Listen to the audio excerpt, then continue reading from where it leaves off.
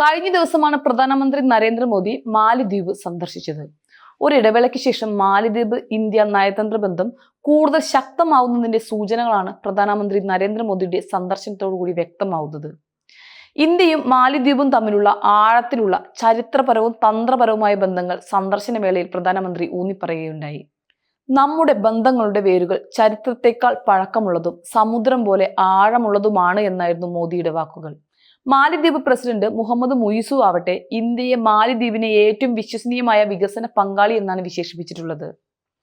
ഇടയ്ക്കൊന്ന് മങ്ങിപ്പോയ ഉഭയകക്ഷി ബന്ധങ്ങളിൽ ഒരു നല്ല മാറ്റത്തിന്റെ സൂചനയാണ് ഇതെന്നാണ് മൊത്തത്തിലുള്ള വിലയിരുത്തൽ.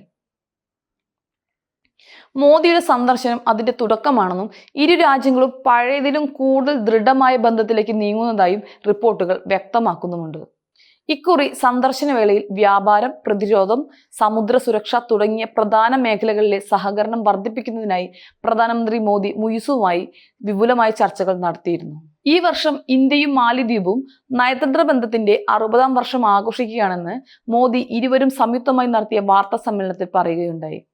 മാത്രമല്ല, ഇരു രാജ്യങ്ങളുടെയും പരമ്പരാഗത ജലവാഹനങ്ങൾ ഉൾക്കൊള്ളുന്ന ഇന്ന് പുറത്തിറക്കിയ സ്മാരക തപാൽ സ്റ്റാമ്പ് നമ്മൾ വെറും അയൽക്കാർ മാത്രമല്ല സഹയാത്രികരുമാണെന്ന് പ്രതിഫലിപ്പിക്കുന്നുണ്ട്. ഇന്ത്യ മാലിദ്വീപിന്റെ ഏറ്റവും അടുത്ത അയൽക്കാരനാണ്. ഇന്ത്യയുടെ ദർശനമായ മഹാസാഗറിൽ മാലിദ്വീപിന് ഒരു പ്രധാന സ്ഥാനമുണ്ട്. മാലിദ്വീപിന്റെ ഏറ്റവും വിശ്വസ്ത സുഹൃത്തായിരിക്കുന്നതിൽ ഇന്ത്യ അഭിമാനിക്കുന്നുവെന്നും മോദി പറയുന്നുണ്ട്.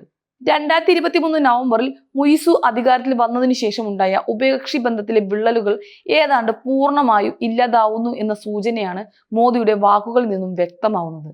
സാഹചര്യങ്ങൾ എന്തുതന്നെയായാലും ഇന്ത്യ മാലിദ്വീപ് സൗഹൃദം എല്ലായ്പ്പോഴും പ്രകാശപൂർണവും വ്യക്തവുമായി തുടരുമെന്നാണ് മോദി വ്യക്തമാക്കുന്നത്.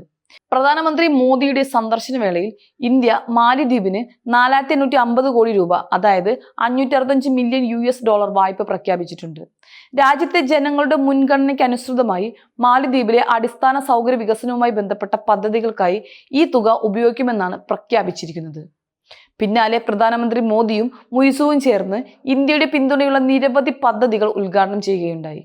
മാലിയിൽ പുതിയ പ്രതിരോധ മന്ത്രാലയ കെട്ടിടം, അദ്ദു നഗരത്തിലെ റോഡുകളും ഡ്രെയിനേജ് സംവിധാനങ്ങളും, ഹുൽ ഹുമാലയിൽ 3300 ഭവന യൂണിറ്റുകളും ഇതിൽ ഉൾപ്പെടുന്നുണ്ട്. മാലിദ്വീപ് ദേശീയ പ്രതിരോധ സേനയ്ക്ക് 72 വാഹനങ്ങളും ഉപകരണങ്ങളും പ്രധാനമന്ത്രി നരേന്ദ്രമോദി കൈമാറിയിട്ടുണ്ട്. അതേസമയം മാലിദ്വീപ് ഒരു പ്രതിസന്ധി നേരിടുമ്പോഴെല്ലാം സഹായം വാഗ്ദാനം ചെയ്യുന്ന ആദ്യ രാജ്യമാണ് ഇന്ത്യയെന്ന് കഴിഞ്ഞ ദിവസം മുൻ വിദേശകാര്യമന്ത്രി അബ്ദുള്ള ഷാഹിദ് പറയുകയുണ്ടായി. ഇന്ത്യക്കാരുടെ വലിയ മനസ്സിനെയാണ് അത് സൂചിപ്പിക്കുന്നത് എന്നും അദ്ദേഹം അഭിപ്രായപ്പെട്ടു. ഇരു രാജ്യങ്ങളും തമ്മിലുള്ള സംഘർഷങ്ങൾക്കിടയിലും മാലിദ്വീപിന് സഹായം തുടരാനും വർദ്ധിപ്പിക്കാനുമുള്ള ഇന്ത്യയുടെ നീക്കം അതിന്റെ പക്വതയും ഉദാരതയും കാണിക്കുന്നതാണ് എന്നും അബ്ദുള്ള ഷാഹിദ് സൂചിപ്പിക്കുന്നുണ്ട്. ഇതൊരു നല്ല തുടക്കമാവട്ടെ എന്നും പഴയതിനേക്കാൾ ഭംഗിയായി ഇരു രാജ്യങ്ങളും തമ്മിലുള്ള ബന്ധം മുന്നോട്ട് പോവട്ടെ എന്നും നമുക്കും ആഗ്രഹിക്കാം.